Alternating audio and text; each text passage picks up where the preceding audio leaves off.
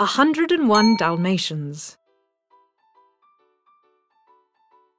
In a tiny flat in London, just around the corner from Regent's Park, a Dalmatian named Pongo lived with his owner, Roger. Roger was a songwriter. He would spend hours every day tapping out new songs on his piano. Pongo enjoyed listening to the music, but sometimes life could get pretty dull. He was certain that Roger would be much happier if he met someone. Pongo was pretty sure he'd be happier with a companion too. Then one day, Roger took Pongo for a walk in the park. They passed a lovely young woman reading by the pond. With her was the most beautiful Dalmatian Pongo had ever seen. It was almost too good to be true. But the woman and her Dalmatian were leaving the park. Pongo needed to act fast. He started to bark. Then he tugged at his leash and yanked Roger directly in front of the young woman. He wrapped the leash around their legs, and before he knew it, they stumbled into the pond. The woman, whose name was Anita, was startled at first. But she and Roger began talking and laughing, and they discovered they had a lot in common. Perdita, Anita's pet Dalmatian, and Pongo had a lot in common. Far from dull now. Then, one morning, Perdita had some wonderful news. They were expecting puppies. But their celebration was unfortunately cut short when Cruella de Vil, Anita's mean old schoolmate, barged into their home. She was dressed in an expensive fur coat and carried a fur handbag. She was obsessed with the idea of puppies. "Anita, darling," she crooned, "where are they, the puppies? Such perfectly beautiful coats." "Oh, it'll be at least 3 weeks," Anita responded. Perdita had overheard the conversation and cried to Pongo, "She wants our puppies! She can't possibly love them! Oh, Pongo!" 3 weeks passed quickly, and in that time excitement rose in their London home. Soon enough, Nanny was shouting, "The puppies are here! The puppies are here!" Pongo and Roger found Perdita and Anita surrounded by 15 adorable puppies. Pongo nuzzled each one as Roger danced around the room.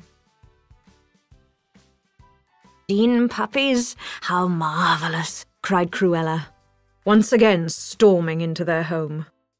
Cruella eagerly plucked at the blanket covering one of the puppies, but the moment she saw the tiny Dalmatian, she pulled back in disgust. "They're mongrels! Why, they don't have any spots," she said. "They are not mongrels. They'll get their spots. Just wait and see," Nanny exclaimed. Cruella's devilish grin returned. "In that case, I'll take them all." As Cruella began writing a cheque, spraying ink everywhere, Roger saw Anita's sad expression. He firmly shook his head. "We're not selling the puppies. Not a single one. And that's final." Cruella's grin vanished, replaced with a sneer. She was furious. She ripped up the cheque and yelled, "All right, keep the little beasts for all I care. I'll get even. Just wait, you'll be sorry." Perdita and Pongo were so relieved. Roger had stood up to Cruella and their puppies were safe. Weeks passed. The puppies all grew healthy and strong. Pongo smiled every time he thought about their completely different and lovable personalities. Rolly was always hungry. Lucky always got into mischief. Penny and Patch were never apart. And they all loved watching their hero Thunderbolt's adventures on television. One winter evening, Nanny offered to look after the puppies while Roger and Anita took Pongo and Perdita on a walk.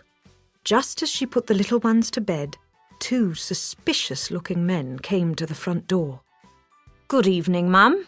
We're here to inspect the wiring and the switches," said the tall one. Nanny didn't believe them. "You're not coming in here. I'll call the police," she cried. But the 2 thugs pushed past Nanny and kidnapped the puppies. Pongo and Perdita were heartbroken. They were certain Cruella was behind it. But without any proof, there was nothing the police could do. Pongo realized there was only one hope left. "Purdy, I'm afraid it's all up to us," he said. "There's the Twilight Bark. It's the very fastest way to send news. If our puppies are anywhere in the city, the London dogs will know."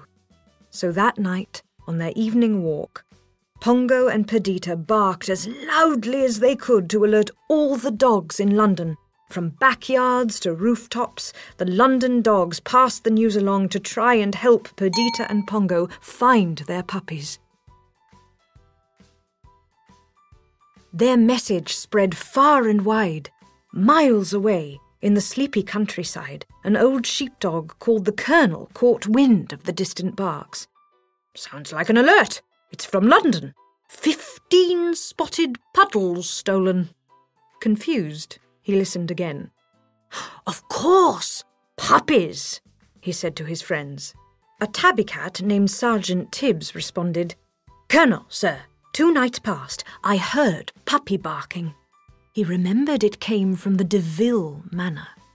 The Colonel nodded. "Well, I suppose we'd better investigate. On the double, man!"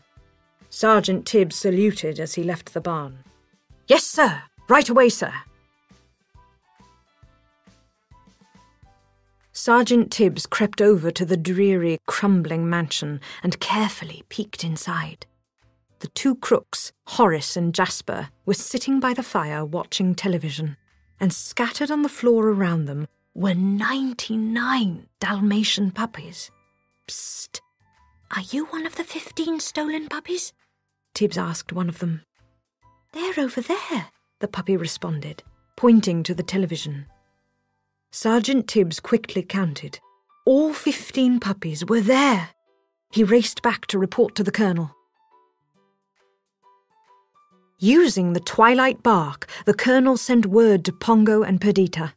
Pongo's eyes grew wide when he heard that the puppies were being held prisoner at the DeVille mansion. He and Perdita left home and headed north to find them. Perdita was so worried. Cruella had been behind the kidnapping. Who knew what evil plans that woman had in store? She hoped they weren't too late.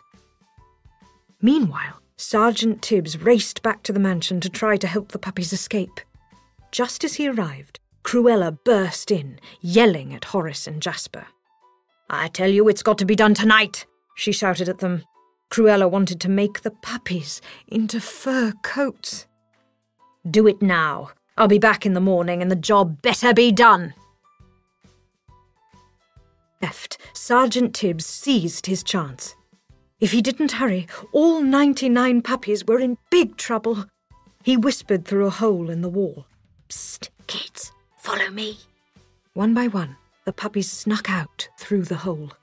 The last puppy was escaping when Jasper turned around. "Horace, look! They're gone!" he called. The 2 crooks chased the puppies through the mansion and eventually cornered them in the living room. Sergeant Tibbs tried to shield the Dalmatians, but he was too small to protect all 99. Just as Jasper was raising his club to strike, Pongo and Perdita burst through a window. They snarled and yapped, fighting off the crooks so the puppies could escape back to the barn. Then Pongo and Perdita raced away too. Safe at the barn, Perdita nuzzled Rolly, Lucky, Penny, Patch, and the rest of her darling puppies. But there were more than just her own puppies to look out for now. Pongo gazed out the window at the snowy countryside. Horace and Jasper were sure to come after them, and that meant Cruella would be close behind. It was risky, but there was only one choice. "We have to get back to London somehow," Pongo declared. "Purdy, we'll take them home with us. All of them." Braving the bitter cold, Pongo and Perdita led the 99 puppies across the ice and snow back toward London. It was a long, slow journey, and the puppies grew cold and tired. Along the way, a friendly cocker spaniel offered them shelter in a dairy barn so they could warm up. They were miles from the Deville mansion by now. But they weren't safe yet. Somehow Cruella had followed their tracks and was right outside. Luckily, a black Labrador retriever found them a ride to London in a moving van. "But Pongo, there's Cruella," Perdita pointed out. "How will we get to the van?" Then Pongo saw that a few of the puppies had been rolling around in a dusty pile of soot from the fireplace. He had a great idea and started rolling in the soot too. "Look, I'm a Labrador," he cheered. "Come on, kids." One of the puppies smiled. "I've always wanted to get good and dirty." Soon the van was ready to leave for London. Pongo quickly rolled each of the puppies in the soot. Then, one by one, he and Perdita carried them onto the moving van. Their disguise worked! Cruella saw them and thought they were black Labrador puppies. But just as Perdita and Pongo were loading the last puppy, a clump of snow fell on him, wiping off the soot. Cruella saw the clean puppy and knew she had found them. "There they go!" she shouted as the van drove off. Cruella was furious. Ranting and raving, she slammed her car into the side of the van. She wanted to drive them off the road. The moving van teetered on the edge of an embankment. It was about to tumble over. Out of nowhere, Horace and Jasper came skidding down the hill. They were trying to catch the van too, but they hit Cruella's car instead. The villains plummeted down the slope, slipping and sliding until they crashed at the very bottom. Cruella crawled out of the wreck and cried, "You fools!" Pongo and Perdita sighed. They were safe at last. Back at home in London, Roger and Anita were very sad. First, their puppies had been stolen, and now Pongo and Perdita were missing. But suddenly, Pongo, Perdita, and the puppies burst into the room. Roger and Anita were overjoyed until they noticed all of the puppies. Roger, Anita, and Nanny started counting. 101, said Anita. "What'll we do with them?" Roger grinned. "We'll keep them. We'll buy a big place in the country. We'll have a Dalmatian plantation." And that's exactly what they did. 101 Dalmatians. Puppy trouble. "We won't be gone long," Pongo told Perdita. The 2 Dalmatians were joining their human pets, Roger and Anita Radcliffe, for a picnic. It was a beautiful summer day in London, and Pongo couldn't wait to get to the park. "I'm not sure we should leave the puppies," said Perdita. "Will Nanny be able to handle all 15 of them by herself?" Nanny was the Radcliffe's housekeeper, and she took excellent care of all the dogs. Pongo looked at the puppies, curled up peacefully in their sleeping basket. What could possibly go wrong, he asked. Perdita nodded and tried to forget her worries as she followed Pongo out into the sunshine. Soon, the puppies began to yawn and stretch. Lucky woke up first. The mouths. "Oh, dear," said Nanny, looking into their big, hopeful eyes. "I suppose puppies do need a walk now and then." And so, when all 15 puppies were on their leashes, she led them out to the sidewalk. At the playground, the puppies scampered off to explore. Patch and Pepper began digging in a sandbox. Roly found a rope to chew. Nanny tried to keep an eye on all of them, but that was hard to do. When she went to retrieve Penny, who had gotten tangled in some vines, Lucky suddenly spotted a butterfly. He tried to pounce on it, but it flew off toward a slide. Lucky chased it up some steps. Then the butterfly flew to a wall. Lucky jumped up and landed right by it, but the next instant it was gone, "Look at me," Lucky called happily. "I'm taller than everyone else." But his brothers and sisters were too busy playing to hear him and see him jump over the wall. The next thing Lucky knew, he landed on the back of a fire truck speeding down the road.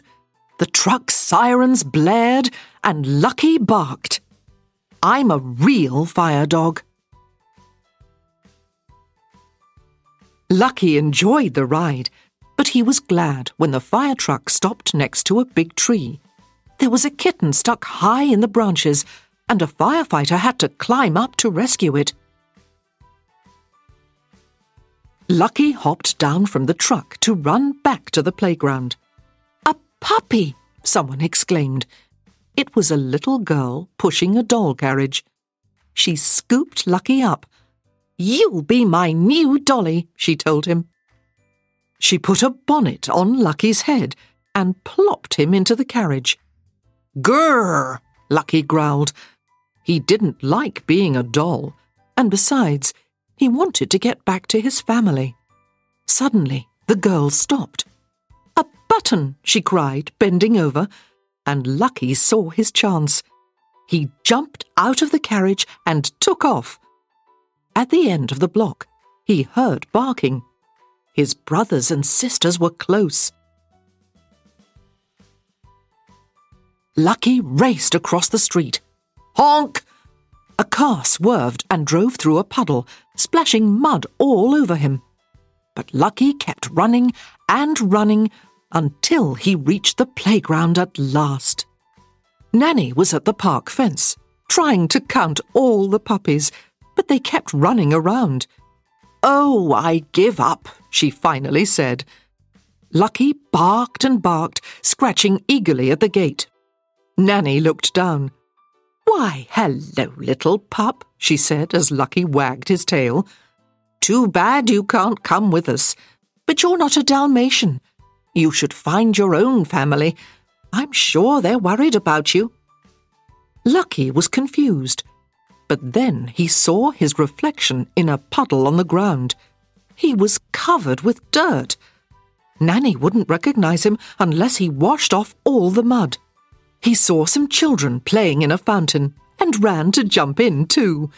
Once all the dirt was off, Lucky shook out his fur.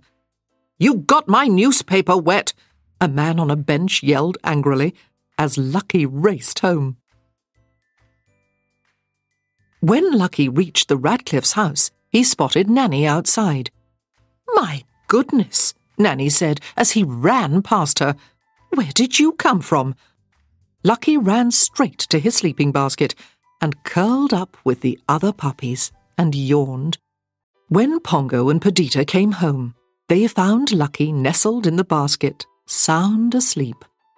"You see," Pongo whispered to Perdita, "I told you nothing would go wrong." 101 Dalmatians, Thunderbolt Patch. Every evening, Pongo, Perdita, and their 15 Dalmatian puppies gather around the television to watch the heroic adventures of Thunderbolt the dog. The puppies stare wide-eyed as Thunderbolt saves the day from all sorts of thieves and villains. Patch wants to be just like Thunderbolt. After the show ends, it's time for the puppies to go to sleep, so Pongo and Perdita can go on a walk with their humans. "Come along, children," said Pongo one evening. "I'm hungry, Mother," whined Rolly, the pudgy pup. "Can't we stay up a bit longer?" pleaded Patch. "It's time for sleep now, my dears," Perdita replied. All the puppies settled into bed, except for Patch. Patch didn't want to go to sleep. He wanted to go on an adventure, like Thunderbolt. And when the puppies heard a strange scurrying sound nearby, Patch knew he had his chance. "Look," whispered Patch. "It's a big bad bandit. We've got to catch him." The puppies scampered out of bed and snuck upstairs after the fearsome outlaw. "Follow me," whispered Patch, pretending to be Thunderbolt. "That nasty scoundrel is heading toward the music room." Where could he be hiding? Pepper wondered. "Let me know if you find any food," said Rolly as he nosed a nearby wastebasket. "There!" Lucky yelped. "Behind the bin! He's heading for the door!" Before the puppies could catch the bandit, they heard someone coming up the stairs. It was Nanny! If she caught the pups out of bed, they would be in big trouble. "Hide," whispered Patch. "Now what's all this noise?" asked Nanny, looking about the music room. As the pups held their breath, Patch spied the scoundrel slipping back downstairs. When the coast was clear, the puppies resumed their chase, tails first. "The thief is escaping!" shouted Patch. "After him!" "Catching culprits makes me hungry," Rolly whined. The pups were in luck. The back door was ajar. "He's headed toward the courtyard," said Patch. "We can't lose him, men!" While the puppies searched for the scoundrel, Rolly decided to search for a snack. Rolly had happily found a berry bush, but when one of the berries slipped under the gate, the chubby pup spotted something foul. Cruella de Vil and Perdita returned from their walk. They peeked in on their precious puppies and found them curled up in bed, just as they had left them.